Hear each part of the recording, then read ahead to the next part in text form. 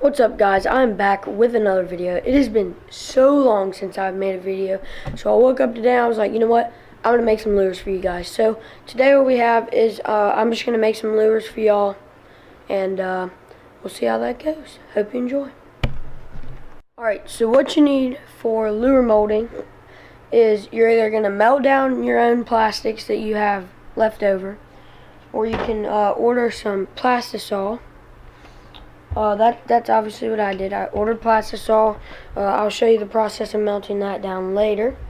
Another thing you're going to need, obviously, well, like the most important thing, is going to be your mold. Here I've got the 5-inch Yamamoto Senko mold, and then you're going to need some colors and some glitter, all that good stuff. I don't know what color I'm gonna make yet, but I've got some fire red glitter. I've got some silver glitter. I've got chartreuse colorant. I've got motor oil. I've got June bug, and I have pumpkin brown.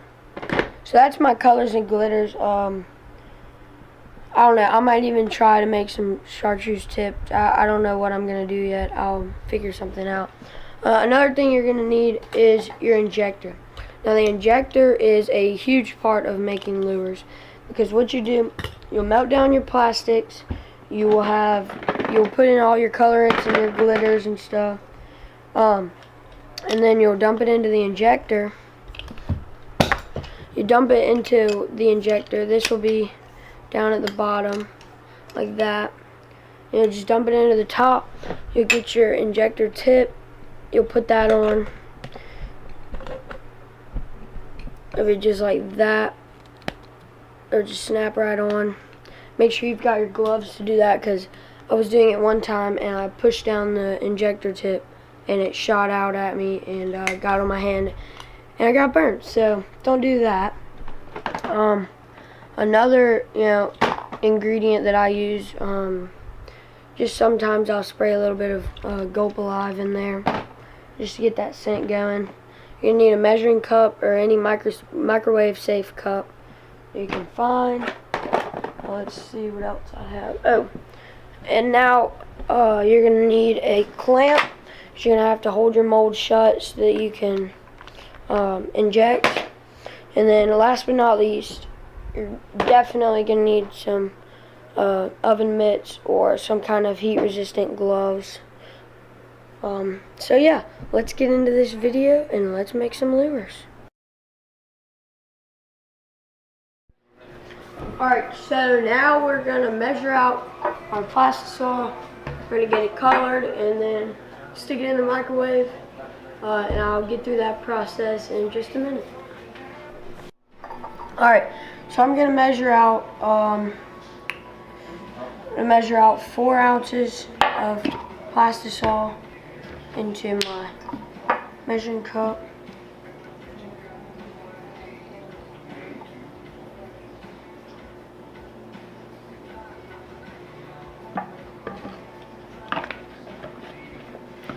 Alright, so now we got it measured out. We're going to color it. Alright, so I chose out my color and my glitter. I'm going to be using the pumpkin brown colorant, and I'm going to be using the fire red glitter. So what I'm going to do, I'm just going to add a couple drops into here, and then I'll mix it up and I'll show you all that. Alright, so you're just going to add a couple of drops of this into here. 8 drops to be exact. Got a little bit on my hand. Now we're going to add our glitter. Okay, so now we're going to add about half of a tablespoon of glitter.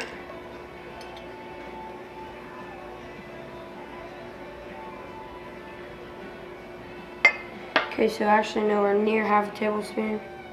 Just about that much. Not too much.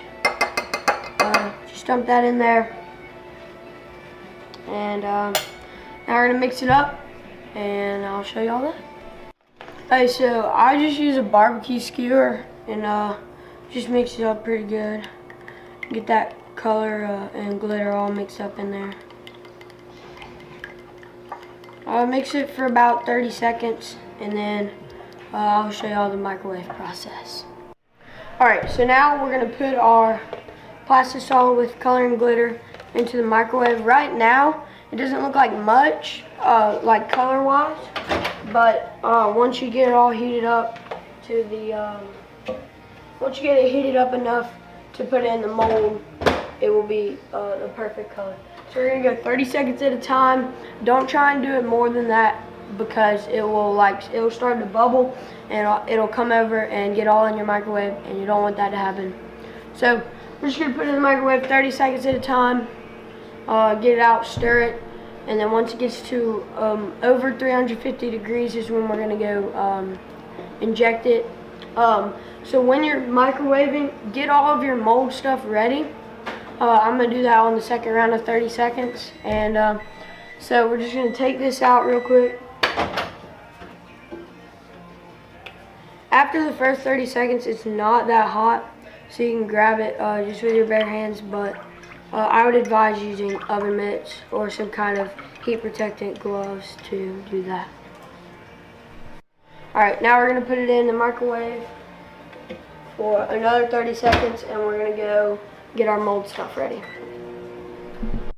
Alright, now we're going to get all of our mold stuff ready. So what we're going to do, we're just going to set our mold just like that. We're going to get the clamp around it. I would do it on the top, just like right in the middle. If you do it too far up here and then you inject, sometimes the plastic will actually come out of the top. That's happened to me and Tucker a couple times. So we're just going to get this clamp down real tight. Do it as tight as possible because you really don't want that leaking out. We're going to get our injector tip off. It'll just push right out. We're going to go ahead and get all this ready like that. And now when we get out here with the plastic, it'll all be ready to go. Pour it in here, get the tip on, inject, and we'll have some Senkos ready to go. Alright, so I just put my plastic back in the microwave. I think this is like the 4th time for this mold. So now I got my a little laser thermometer, and when it gets out, I'll see how hot it is, and if it's over 350 and liquefied, then we will go shoot it into the mold. Alright, so you just put it back in the microwave.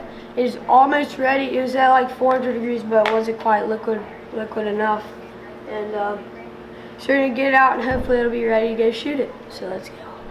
Alright, so now we're about to shoot it. Our plastic is about at 430 degrees, and it is really liquefied. So we're just going to pick up the Pyrex, dump it straight into here.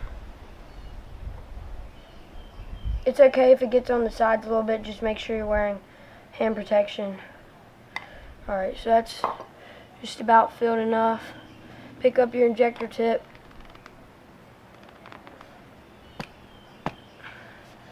Well, it's got to be like really straight, or it's going to be very hard to put it on. Alright, so it's put on. Now we're going to shoot it.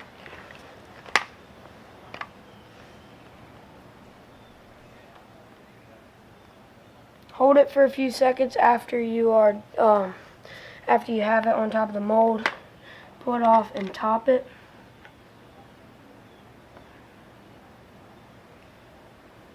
It's okay if the plastic drips off the side, because it'll peel right off once it dries up.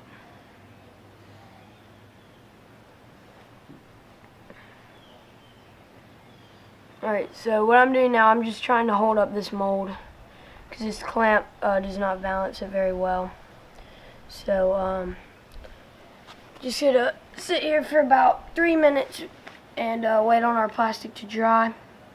And once it's completely dried and hardened, we will have some Senkos ready to go. Alright, so it's been a couple minutes. We're just gonna release the clamp. Check the plastic. Okay, so it's pretty dry. We're just going to lay the mold on its side. We're going to open it up, and hopefully we've got some good looking Senkos in there. This color is like almost like a watermelon red. It's not quite as opaque as watermelon red, but it's pretty close. Alright, so they turned out great. So now we've got 4 Yamamoto Senkos. I'll rip these off. I'll rip them off the extra plastic and I'll show y'all them in just a second. Alright, so we are done making our lures. We have 4 5-inch Senkos. We've got some leftover plastic. We're going to take that out. We'll put it in a plastic bag and save it. The Senkos turned out very well this time. Usually I'm not very good at making them, but I tried again today and worked out really well. So thank you guys so much for watching. Please drop a like on this video. Hope you enjoyed, and I'll see you in the next one.